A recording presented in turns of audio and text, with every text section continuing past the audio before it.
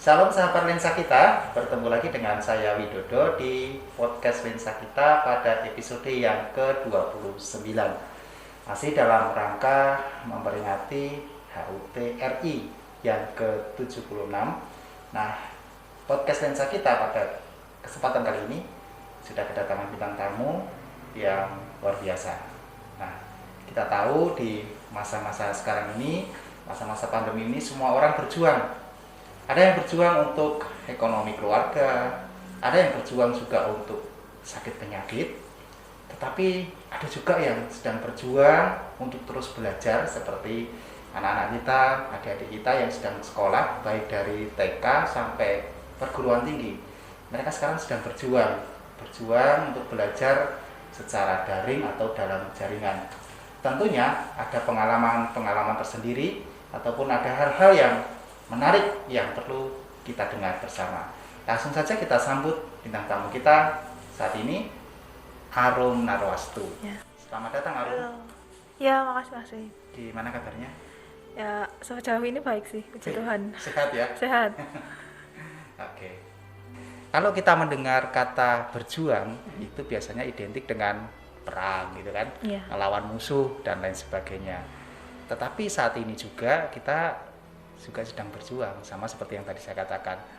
Nah, terutama Arum ini sebagai mahasiswa ya. Iya. Semester berapa ini Arum? Mau masuk semester 7. Oh, masuk semester 7 ini Iya. ya. Belajar dalam sistem daring ini sudah berapa semester? Kira-kira ya, berapa ya? 2 semester. Dulu mulai masuk semester 5 waktu awal pandemi itu. Oh, awal pandemi semester 5 Iya. sampai sekarang gitu Iya. ya. Berarti 2 semester.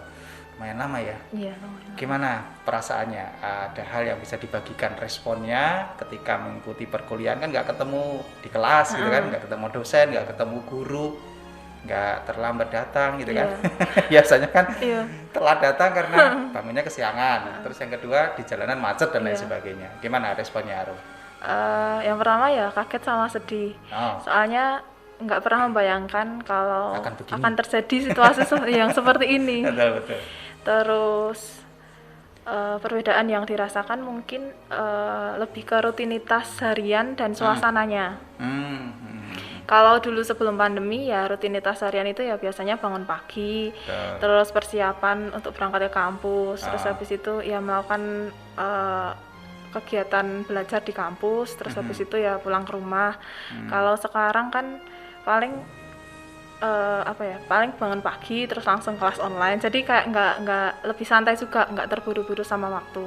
Oh.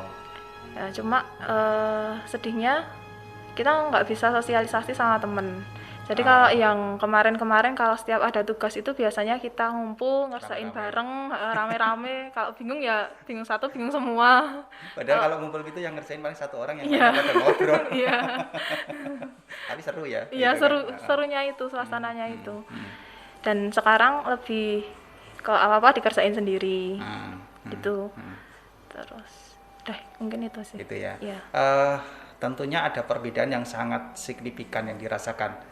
Selain tadi ya, misalnya nggak ketemu teman-teman gitu, nggak bisa kerja kelompok, terus nggak harus bangunnya nggak harus pagi-pagi gitu kan. Iya. Itu kan perbedaan-perbedaan yang sedang dialami. Iya. Tetapi selain itu tentunya ada yang mungkin lebih terasa banget gitu. Apa kira-kira? Seperti yang kita ketahui kalau belajar online itu pastinya melibatkan fasilitas dan teknologi yang ada. Jaringan. Nah, jaringan itu yang paling penting. Sempat emosi gitu ya. kalau Sempat jaringan. emosi. Jadi kalau pernah kejadian juga presentasi atau pas UTS atau UAS di waktu-waktu yang krusial itu tiba-tiba jaringannya sering hilang. Jadi itu bikin kesel. Terus sempet punya cerita juga. Dulu kan HP ku terbilang ini cukup jadul. Oh ya. Dan kalau dipakai buat nge-zoom lama biasanya HP itu kan sering panas. Nah itu tiba-tiba mati di tengah-tengah presentasi. Tapi sekarang udah ganti belum? Iya, puji Tuhannya. Untungnya udah ganti ya. Iya. Kalau belum ganti kan papa mama dengar ini. Jadi Didengar nanti banyak orang juga. dibelikan ya. Harapannya gitu. Nah, itu selain itu mungkin ada keuntungannya ya. Keuntungannya kalau belajar daring apa? Tadi kan hal-hal yang menyedihkan. Terus keuntungannya selain yang sudah disampaikan tadi, ada nggak yang lebih terasa banget gitu? Keuntungannya lebih santai. Oh, lebih santai. Mungkin bisa jadi kuliah nggak mandi juga ya? Itu cukup sering terjadi. Pengakuan dia ternyata. Karena apa ya? Karena nggak ada pacuan dari dalam diri. Oh, ini nanti aku harus bangun pagi, harus siap-siap buat melakukan perjalanan ke kampus gitu, nggak ada. Iya ya. Jadi kuliah nggak usah mandi pun nggak masalah ya. Kuliah di tempat tidur, kuliah di ruang makan gitu ya. Karena juga mungkin udah jenuh ya sama suasana di rumah, jadi ya udahlah. Kayak lebih kesannya tuh gampang juga. Jadi kayak kuliah juga sering sambil makan atau sambil tiduran gitu. Tapi kan on cam kan? Kadang ada yang minta on cam, kadang enggak. Oh gitu ya. Jadi kalau pas makan terus tiba-tiba diminta on cam gitu ya terburu-buru. Jadi ini keuntungannya ya, bisa kuliah sambil makan. Iya. Keren banget. Nah, ada nggak tantangan yang dirasakan Arum yang kemudian itu harus dihadapi dengan perjuangan? Tantangannya mungkin ini, karena aku kuliah di teknik. Jadi mata kuliahnya itu banyak praktek dan ini materi tentang hitung-menghitung atau rumus-rumus. Nah, kalau di kuliah online itu kan apalagi dengan situasi dan kondisi yang seperti ini, pandemi juga. Itu banyak praktikum atau kegiatan outdoor kampus yang ditunda. Yang ditunda atau dilakukan secara online. Jadi apa ya? Kita mendapatkan ilmu itu berkurang. Betul. Dan kalau secara kita dijelaskan dosen secara online itu kayak ada yang kurang greget gitu. Iya, karena kalau kita belajar teknik itu artinya kita harus belajar dengan benda kerja, ya kan? Kalau kita praktek kemudian benda kerjanya virtual gitu. Iya. Jadi cuma langkah-langkah ini aja. Tutorial kan? Tutorial. Jadi cuma alat bahan, langkah-langkahnya ini. Tapi sejauh ini gimana? Bisa diikuti nggak? Sejauh ini ya bisa diikuti. Dan jadi tantangan tersendiri untuk mencari literatur di luar materi yang disampaikan dari dosen supaya ini ya pengetahuannya lebih bertambah. Betul. Jadi memang mahasiswa dituntut juga kreatif kan, karena tadi belajar praktikum itu harus ada benda kerja yang berhadapan dengan kita, sementara kan enggak, jadi memang harus kreatif. Nah, kalau Arum tadi masuk semester 7 ya, biasanya itu sudah mendekati KKN gitu ya. Itu gimana? Apakah nanti KKN juga dengan sistem online juga? Iya. Jadi di kampusku itu mewajibkan KKN itu KKN online. Kalau biasanya itu kan KKN dikenal nanti dari beberapa program studi dikumpulkan beberapa mahasiswa, terus nanti dilepas di misalnya di Samana gitu kan, seru. Jadi kita juga bisa bersosialisasi sama penduduk sekitar, sama teman-teman yang beda jurusan yang belum kita kenal. Kalau KKN online ini ya kita diwajibkan untuk KKN di rumah masing-masing. Saya nggak kebayang gitu, kayak gimana rasanya KKN di rumah masing-masing gitu ya. Terus udah ada gambaran? Ya sempat bingung juga. Jadi beberapa program kerja itu kan mewajibkan yang berkaitan dengan teknik ya. Kalau aku kan di teknik sipil, jadi bingung juga kayak kalau di kota itu mau ngapain. Nah itu, padahal harus real ya. Namanya KKN kan kuliah kerja nyata. Iya. Kalau berarti ini nanti nggak jadi kerja nyata ya. Iya. Tetapi itu tadi saya melihat perjuangannya sangat berat juga ya, karena harus beradaptasi dengan suasana yang baru. Apalagi kalau tadi Arum bilang harus praktek dengan hal-hal yang semestinya itu real, tapi kemudian hanya melihat video gitu kan, kayak tutorial. Itu tadi kan tantangan yang dialami kan selama belajar daring. Ada nggak tantangan yang lain yang itu membuat shock gitu? Ada nggak? Lumayan kaget gitu ya. Ada sih Mas Fit, seperti yang kita ketahui kemarin-kemarin waktu kuliah tatap muka, biasanya kan kita mengenal akan jadwal kuliah dan jam operasional kampus. Jadi misalnya hari ini jadwalnya mata kuliah dari jam 8 sampai jam 15 ya, setelah itu kan ya kita pulang. ada nggak ada dosennya ya udah kita pulang gitu. Terus kalau misalnya tanggal merah ya kita libur. Kalau di kuliah online ini karena dilakukannya di rumah, jadi mungkin dosen itu memandang kita memiliki jam yang lebih fleksibel. Jadi misalnya ada dosen yang di kelas pagi ini tidak bisa hadir untuk memberikan materi, dosen itu akan minta waktu misalnya di jam malam, atau mungkin ada beberapa materi yang belum tersampaikan, minta ekstra waktu di tanggal merah yang harusnya kita udah lembur kuliah. Iya, harus ini berpacu sama kuliah. Pernah nggak kuliah tengah malam? Paling malam itu paling jam 9. Jam 9 malam baru malam. mulai kuliah? Baru mulai kuliah. Sampai jam berapa itu? Sampai jam 10 ada. Karena ngikuti ini jam-jam dosennya. Ya, jadi yang membuat shock itu ya. Iya. Jadi karena mungkin dosen pikir mahasiswaku kan santai di rumah iya, aja. Di rumah. Tapi pernah nggak ada kemudian jam satu mata kuliah dengan mata kuliah yang lain tabrakan? Pernah ada. Terus gimana? Cuma kita solusinya bilang ke salah satu dosen tersebut. Jadi misalnya, Bu, maaf, ini di jam ini sudah ada kuliah ini. Dosen lain. Ya. Berarti direkam aja gitu. Nanti kita tinggal ikuti secara ulangnya, bisa nggak? Bisa juga. Biasanya ada salah satu mahasiswa yang kayak nge-record. Oh, gitu. Iya. Ketua kelas mungkin ya. Iya. Tapi setelah itu kebanyakan kita lupa. Jadi ya udah kelewat ya nggak ditahu ulang. Ngeri ya, pengalamannya nggak pernah terbayangkan sebelumnya. Dan harus tetap dijalani. Iya. Jadi kita juga sebagai mahasiswa harus harus bisa untuk beradaptasi dengan zaman yang serba berubah ini. Betul. Dan bisa tiba-tiba berubah. Bukan hanya di perkuliahan, tapi hari-hari ini kan semuanya kan tidak menentu kan. Bisa dalam waktu singkat juga bisa berubah.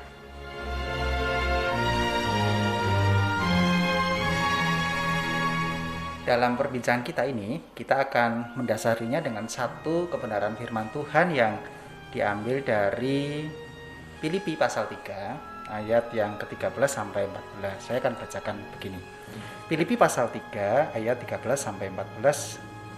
Saudara-saudara, aku sendiri tidak menganggap bahwa aku telah menangkapnya. Tetapi ini yang kulakukan, aku melupakan apa yang telah di belakangku dan mengarahkan diri kepada apa yang di hadapanku, dan berlari-lari kepada tujuan untuk memperoleh hadiah, yaitu panggilan surgawi dari Allah dalam Kristus Yesus. Harum, kita tahu bahwa ini adalah perkataan Paulus di dalam firman Tuhan ini. Paulus mengatakan, aku melupakan apa yang di belakangku dan mengarahkan kepada apa yang ada di depan yang menjadi tujuan hidupku. Latar belakangnya pada waktu itu Paulus sudah ketemu Yesus ini. Nah, sebelumnya kan kita ngerti kan masa lalu Paulus yang begitu kelam ya kan, seorang pembunuh, seorang penganiaya Kristen yang hebat. Tapi begitu dia ketemu Yesus, dia punya komitmen baru. Udah itu dilupakan. Sekarang tujuan hidupku jelas, yaitu untuk Kristus. Nah, kalau kita tarik dalam kehidupan sekarang ini, tentunya kita juga punya pengalaman-pengalaman yang membuat diri kita itu kadang kita ditarik kepada masa lalu, supaya kita itu ya udah hidup kita itu nggak akan bisa berhasil misalnya gitu, atau suasana seperti ini kadang bisa membuat kita juga udahlah menyerah saja gitu, sekalipun kita punya tujuan yang mungkin lebih besar gitu ya. Nah, Arum meresponi firman Tuhan ini gimana? Meresponinya dengan ini, hidup itu kan adalah perjuangan, perjuangan menuju lebih baik, dan perjuangan mengenal akan bagaimana cara Tuhan membentuk hidup kita. Dan kadang cara-cara Tuhan dalam membentuk hidup kita itu berada di luar dugaan kita. Namun berdasarkan kisah Paulus, bagi Tuhan itu tidak penting seberapa kelam masa lalu seseorang. Tapi ketika seseorang itu mau berubah dan mau diubahkan, itu akan menjadi jalan bagi Tuhan untuk menunjukkan karya hebat dari diri dalam orang itu. Betul, setuju. Arum tadi mengatakan bahwa hidup itu harus punya tujuan, gitu ya. Nah, terus gimana sih kemudian kita fokus pada tujuan hidup, sementara tantangan dan hambatan ataupun apapun itu yang terjadi sekarang itu sedang ada bersama-sama dengan kita, gitu. Atau Arum juga mungkin punya pengalaman yang tetap fokus pada tujuan, sementara realitanya kadang kita harus tetap berjuang untuk mengalahkannya. Jadi pengalaman ya Mas. Sedikit cerita. Dulu setelah lulus SMA aku pernah mengikuti beberapa tes untuk masuk ke dalam perguruan tinggi negeri. Tapi kan ini ya nggak berhasil. Dan akhirnya aku memutuskan untuk kuliah di salah satu perguruan tinggi swasta. Nah, sebagai manusia kadang kita kecewa dan sedih itu pasti ada, dan ngerasa kok nggak fair sih Tuhan, dan seringkali kita juga membandingkan diri kita terhadap orang lain. Jadi kalau orang lain kok udah sampai sini, kok aku masih gini-gini aja, ngerasanya kan seperti itu. Ya, namun perlu kita sadari bahwa proses setiap orang itu kan berbeda-beda. Betul. Dan kita juga harus ingat tujuan kita.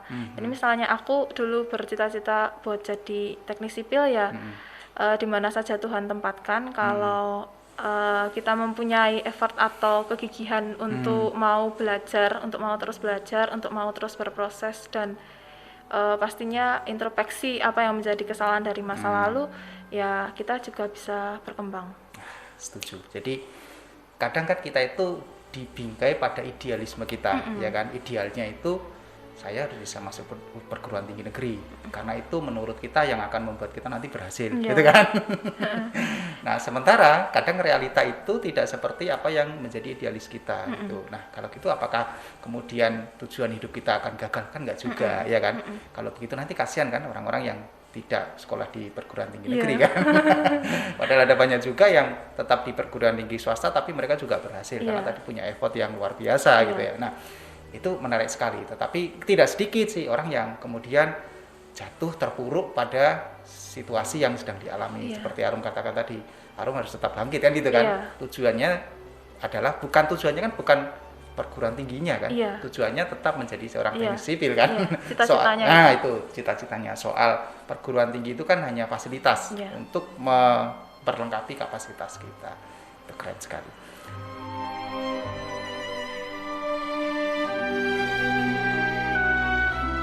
Pengalaman Arum itu menjadi pengalaman yang menarik karena juga harus membutuhkan perjuangan di dalam studi secara daring. Tapi saat ini juga kita sedang berjuang dengan waktu. Keburu time out. Iya, betul. Ternyata waktu kita sudah mau habis di episode kali ini. Terima kasih Arum sudah hadir di podcast kesayangan kita ini. Ya, sama-sama. Ya, gimana perasaannya? Senang bisa berbagi cerita dengan sahabat lensa kita, pastinya. Ya.